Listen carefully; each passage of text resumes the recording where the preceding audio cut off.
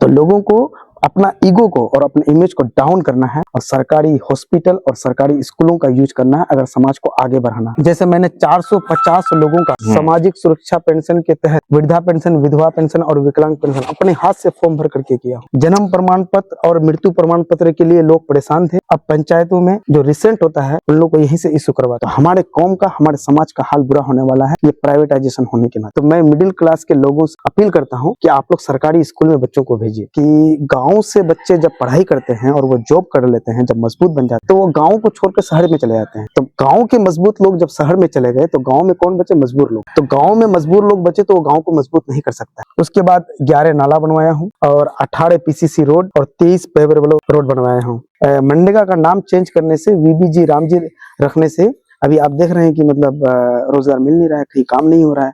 तो लोगों को अपना ईगो को और अपने इमेज को डाउन करना है और सरकारी हॉस्पिटल और सरकारी स्कूलों का यूज करना है अगर समाज को आगे बढ़ाना है। तो मेरे पंचायत में एक हाई स्कूल है, 3 मिडिल स्कूल है, इन सब में 120 लीटर का वाटर कूलर दिया हूँ। जो मैंने यूनिक काम किया जो हट करके है वो है एक आस्था का पर्व जो है छठ।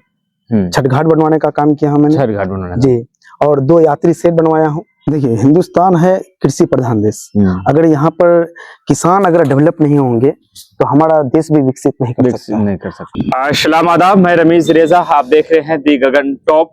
नववर्ष की हार्दिक शुभकामनाएं, बहुत बहुत बधाई आप सभी को, और साथ साथ मुखिया जी आपको भी नए साल की बहुत बहुत बधाई, मुबारकबाद। क्या कहना चाहेंगे नए साल के शुभ अवसर पर? आपको और आपके व्यूअर्स को सबसे पहले नए साल की मुबारकबाद पेश करता हूँ, और मैं पलासमनी पंचायत के सभी आम जनता को और मेरे चाहने वालों को नए साल की ढेर सारी मुबारकबाद पेश करता हूँ। और नए साल मैं उम्मीद करता हूँ कि नए साल नई उम्मीद, नया हौसला, नई तरक्की बनकर आए और हम सब मिलकर पलासमनी पंचायत को साफ सुथरा, पढ़ा लिखा और तरक्की पसंद बनाएंगे। और ऐसे में आज जो है शायद 28 दिसंबर को 4 साल पूरे हो गए आपके जी। तो इस 4 साल में मैं जानना चाहूंगा कि कौन से ऐसे काम रहे जो आपके द्वारा हुए, रोड घाट, ये तमाम तरह नाला, अमूमन ये रूटीन कार्य है, सभी करते हैं। इसके अलावा कोई ऐसी उपलब्धियां रही जिसे आप बताने में अपने आप को गौरवान्वित महसूस करें?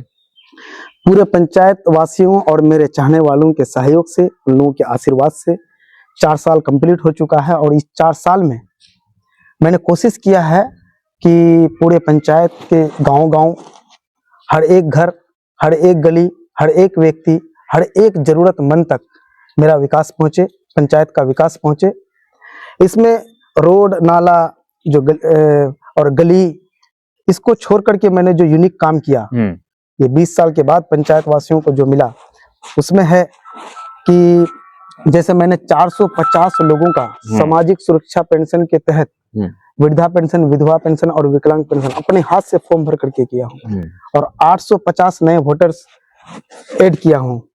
जन्म प्रमाण पत्र और मृत्यु प्रमाण पत्र के लिए लोग परेशान थे, अब पंचायतों में जो रिसेंट होता है उन लोग को यहीं से इशू करवाने का काम करता हूँ। और प्रधानमंत्री आवास योजना के तहत 2015 के बाद अब तक 1300 लाभुक का नाम ऐड किया गया है, जिन लोगों को 2026 से शुरू होगा और 2029 तक मिलकर खत्म हो जाएगा जी। और मुख्यमंत्री आवास योजना के तहत 31 लाभुक को इसका लाभ मिला है, और जो मरम्मती इंदिरा गांधी आवास योजना जो मिला था उसका मरम्मती में 109 लोग लाभुक को मिला है। उसके बाद 11 नाला बनवाया हूँ और 18 पीसीसी रोड और 23 पेवर रोड बनवाया हूँ। मेरे पंचायत में सरकारी मदरसे जो हैं उसमें पेवर ब्लॉक का काम करवाया हूँ, हाई स्कूल में पेवर ब्लॉक का काम करवाया हूँ बच्चों के पढ़ाई के लिए। और मेरे पंचायत में एक हाई स्कूल है, 3 मिडिल स्कूल है, इन सब में 120 लीटर का वाटर कूलर दिया हूँ, जिससे मतलब बच्चों को साफ पानी मिल रहा है। और मतलब क्योंकि ज्यादातर बीमारी पानी की वजह से हो रहा है, और आज सभी स्टूडेंट को हाई स्कूल और मिडिल स्कूल में साफ सुथरा पानी मिल रहा है। इसके बाद जो मैंने यूनिक काम किया जो हट करके है वो है एक आस्था का पर्व जो है छठ। छठ घाट बनवाने का काम किया मैंने, छठ घाट बनवाना जी, और 2 यात्री सेट बनवाया हूँ। कहाँ बनवाया 2 यात्री सेट? एक है बसाकटोला में और हाँ, और एक है वार्ड नंबर 6 में, और नंबर 6 जी। और सार्वजनिक शौचालय बनवाया हूँ 2। उसके बाद जो सबसे बड़ी उपलब्धि है पंचायत सरकार भवन। पंचायत सरकार जी, भवन।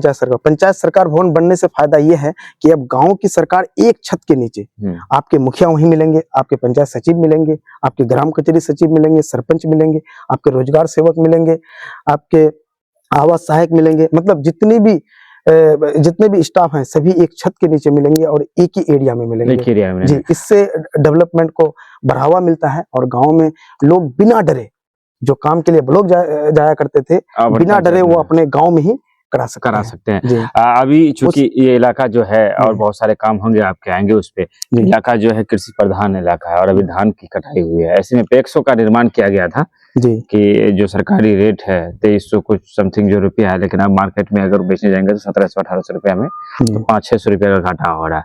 और पैक्स की जो है मैं किसानों के धान ना खरीद करके जो व्यापारी है उनके धान खरीदे जाते हैं और कुछ नियम भी ऐसे हैं कि लोगों को पता नहीं, जो बेच नहीं पाते हैं। क्या कहना चाहेंगे इसको लेकर? आपने क्या नोटिस किया, आपके यहाँ क्या हाल है?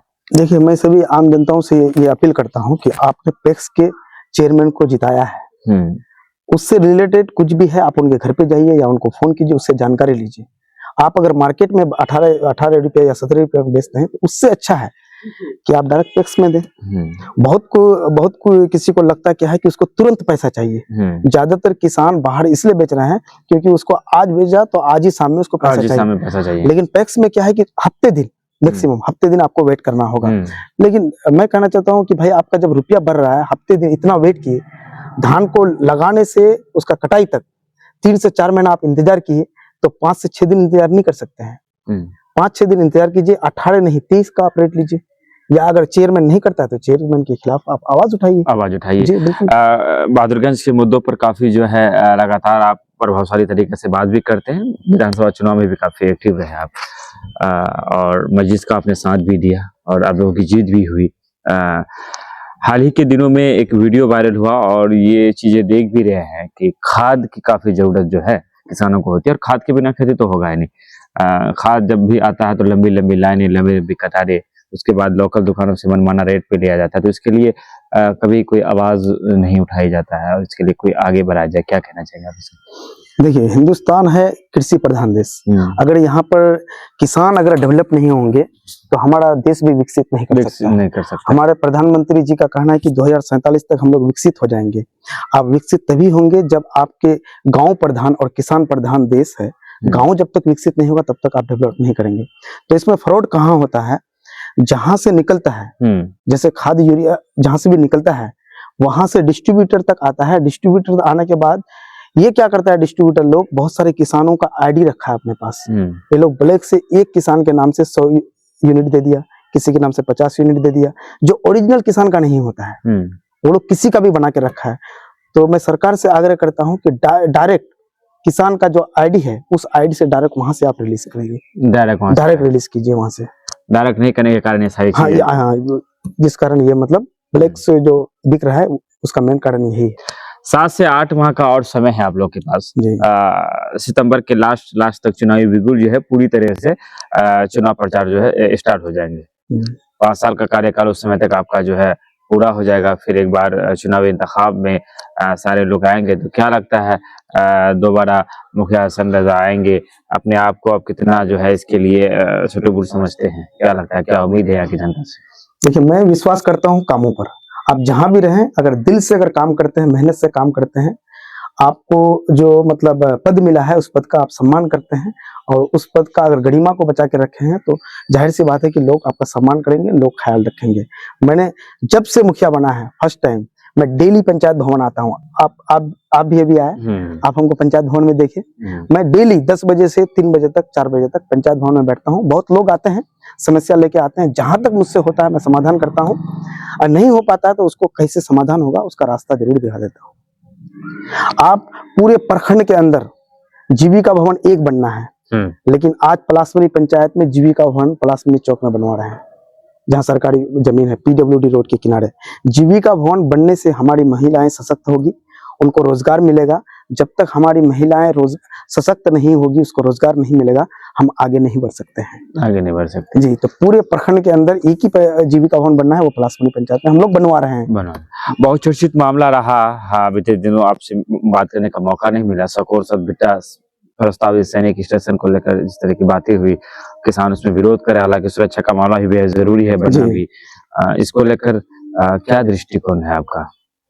देखिए, वो जो फौजी कैंप बन रहा है, देश का सुरक्षा सबसे पहले, लेकिन आपका किसान अगर नहीं बच रहा है, जिससे आप मतलब आपका पेट चल रहा है, आपका धान का उपजाऊ हो रहा है, मक्का का उपजाऊ हो रहा है, अगर वो खेत नहीं बच रहा है तो आपको उस पर भी ध्यान देना है। तो सरकार से हमारी यही आग्रह है कि आप खेती हर जो जमीन है उसको छोड़ करके कहीं और लें। बहुत सारे बिहार सरकार खास जमीन है, बहुत सारी ऐसी जमीन है जो बंजर है, आप वहां पर बनवा लें। देश का सुरक्षा के साथ कोई छेड़खानी नहीं, ना हम लोग उसके अगेंस्ट में हैं। आप बनवाएं, लेकिन ऐसी जमीन में बनवाएं जो बंजर है, जिसमें खेती नहीं होती, जिसमें जी जो बंजर जमीन।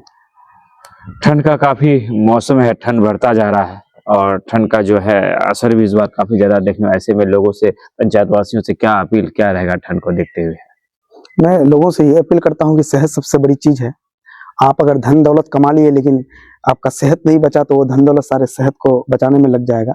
इसलिए ठंड से बचना है और अपने सेहत का ख्याल रखना है, खासकर गर्म पानी पीना है हमें, और मुफलर का, टोपी का इस्तेमाल करना है, क्योंकि हवा जो बाहर से अंदर जाता है मेन वही इफेक्टिव होता है। तो आपको बाहर से ठंड हवा अंदर ना जाए, इसके लिए परहेज करना है। मनरेगा का नाम बदल दिया गया है, विकसित भारत राम जी, शायद इस तरह के कुछ नाम, वीपीजी राम जी, वीपीजी राम जी का जो है नया नाम दिया गया, जिसको लेकर काफी विरोध प्रदर्शन जो है चीजें हुई, विपक्ष द्वारा मुद्दा उठाया गया। और मनरेगा एक इस तरह की योजना रही जिससे काफी काम भी हुए पंचायत में, लेकिन उसमें कुछ नियम इस तरह के बना दिए गए कि लग नहीं रहा कि उस पर काम जो है वो हो पाएंगे। क्या लगता है सरकार इस तरह की चीजों को क्यों कर रहा है, क्या मंशा रही होगी? देखिए, बदलाव तो संस्कार का नियम है, बदलाव होना चाहिए, लेकिन नाम को बदलने से बेहतर है कि उसके कार्यशैली को बदले, उसमें पारदर्शिता कैसे आए, लोगों को रोजगार कैसे मिले, अच्छा काम कैसे आए, उसको आप ऐड करें। तो अभी जो वीबीजी राम जी है, इसमें मुझे नहीं लगता है कि कोई एडवांटेज अभी सरकार के द्वारा दिया जा रहा है, क्योंकि आप देखेंगे पिछले बार जो मनरेगा था, तो मनरेगा के तहत इलीगल ही काम हो रहा था, कोई बात नहीं, लेकिन रोजगार लोगों को ही मिल रहा था।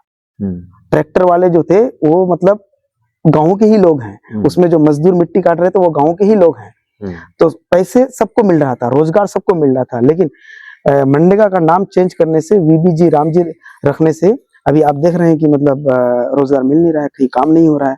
जब तक रोड का शकल, पहले मिट्टी डालिएगा, उसके बाद ही पीसीसी होगा, पीएमजीओएस रोड बनेगा, उसके बाद ही आरडब्ल्यूडी रोड बनेगा, पीडब्ल्यूडी रोड बनेगा। तो मनरेगा के तहत पहले मिट्टी रोड बनते थे, उसके बाद पक्की रोड होता था। अगर मनरेगा को बंद कर दिया जाए और ये अगर काम का शैली या काम का तरीका को अगर बदल दिया जाए, तो मुझे नहीं लगता है कि रोड बन पाएंगे। क्या लगता है मनरेगा से जो काम हुए थे, उससे कुछ फायदा हुआ है आम लोगों को, पंचायत को कुछ फायदा हुआ है उसका?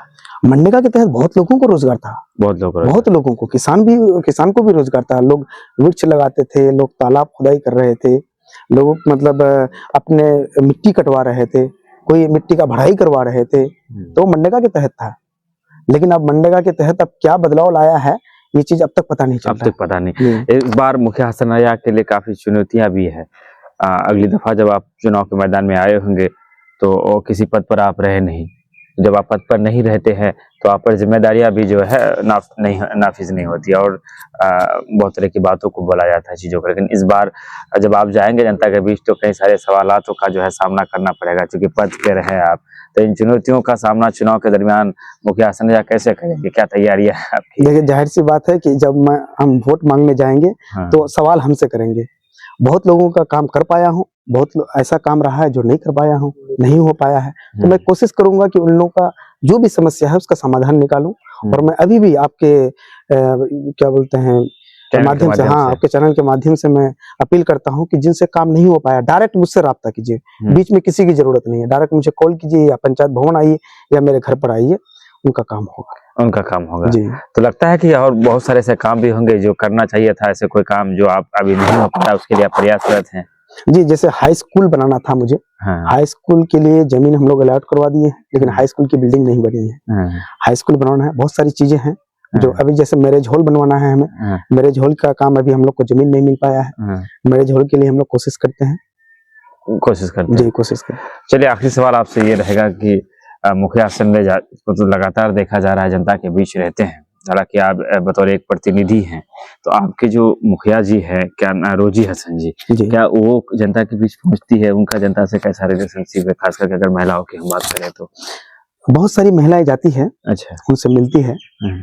हाँ, महिलाएं तो फीडबैक सही देती है कि नहीं, उनका मिलना ठीक है, बातचीत करती है। महिलाएं फीडबैक सही हाँ, देती है? फीडबैक सही नहीं, देती है। आपको क्या लगता है? एक बार महिलाएं मिलने के बाद वो उसका फैन बन जाती है। उनका फैन बन हाँ, जाती है? कि इतनी अच्छी, मतलब मैडम है, इतनी अच्छी मुखिया जी है, हाँ। मैं नहीं सोचती थी पहले। अक्सर होता है कि जो लोग सियासत में होते हैं जी, तो क्या होता है कि ज्यादातर समय जो होता है वो जनता के लिए होता है। अगर जी, रात को भी आप घर चले गए हैं तो कोई फोन आ जाए किसी का कुछ, तो फिर निकलना पड़ता है घर से, कहीं कोई पंचायती है, आपका नहीं भी जरूरत है, लोगों का बुलावा आया है, तो अब आपका पूरा दिन जो है खत्म। ऐसे में जो है समय नहीं मिल पाता होगा परिवार के लिए। जी। तो क्या कभी इस सब चीजों को लेकर पारिवारिक कोई अनबन हुई, कोई सुनना पड़ा कि भाई आप तो, ऐसा कुछ आता है क्या? क्योंकि ऐसी सियासतदान जो है उनके जी। साथ ये सारी चीजें होती है। हाँ, ये बात हकीकत बता रहे हैं, कोई छिपाने वाली बात नहीं है। उसमें शुरू-शुरू में ऐसा हुआ था। शुरू हाँ, शुरू-शुरू में उसको ऐसा लग रहा था कि मतलब सिर्फ मैं पब्लिक को ही टाइम दे रहा हूँ। शुरू-शुरू में जब मैं मुखिया नहीं बना था। अच्छा। हाँ, उससे पहले। लेकिन बाद में उसको समझ में आ गया कि नहीं, अगर आप इसमें हैं तो आपको पब्लिक के लिए टाइम देना होगा। मेरा जाना ही समाधान है। एक मुखिया का पहुंचना ही जो समस्या है वो समाधान है। आप जब तक पहुंचेंगे नहीं तब तक समाधान नहीं होगा। बहुत लोग हैं आपस में जो लड़ लेते हैं, मनभेद होता है लोगों के बीच, हम लोग पहुंचते हैं, खुद ब खुद सॉल्व आउट हो जाता है। खुद ब खुद सॉल्व आउट। जो खुद ब खुद सॉल्व आउट हो कैसा जाता है। क्या कैसा लगता है जब लोगों के बीच पहुंचते हैं? 5-4 साल का समय आपने प्राथमिक पंचायत के साथ साथ जो है बहादुर प्रखंड लेवल पर भी आपका एक जो नाम है, क्या क्या लगता है, क्या महसूस होता है लोगों के बीच जब आप रहते हैं, लोगों के बीच रहा आपने 4 साल? नहीं, लोग इज्जत देते हैं, लोग बात मानते हैं।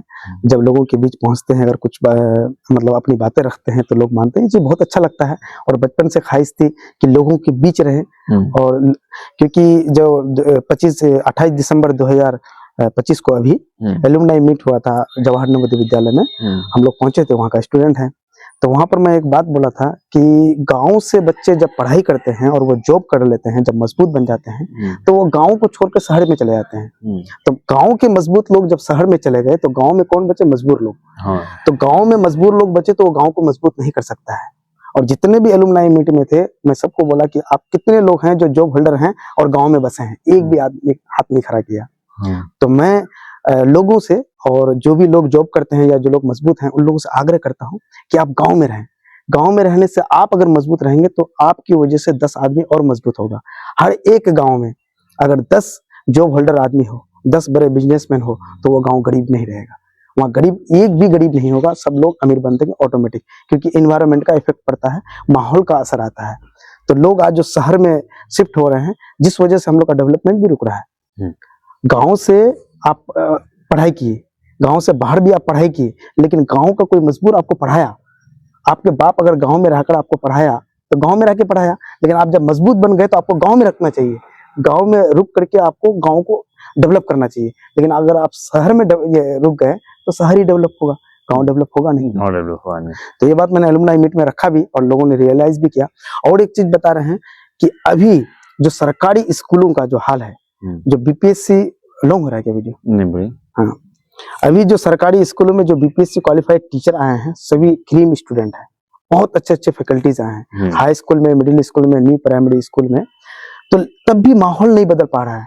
इसका कारण मुझे लगता है कि जो सरकारी स्कूल में वही उसी के बच्चे आते हैं जो थोड़ा गरीब होता है। गरीब। हाँ, गरीब तबके के लोग होते हैं। मिडिल क्लास के लोग भी सरकारी स्कूल में पढ़ना नहीं चाहता है। तो मैं मिडिल क्लास के लोगों से अपील करता हूँ कि आप लोग सरकारी स्कूल में बच्चों को भेजिए। जब सरकारी स्कूल में लो क्लास के लोग बच्चे, मिडिल क्लास के बच्चे, हाई क्लास के भी बच्चे जब आएंगे तो वहां पर क्या होगा? पढ़ाई होगा। बच्चों के अंदर ना एक एनर्जी आएगा कि नहीं, मेरे साथ वो भी है, रमेश भाई का भी बेटा है, मेरा बेटा जाएगा, रमेश भाई का भी बेटा जाएगा, किसी और का भी बेटा आएगा।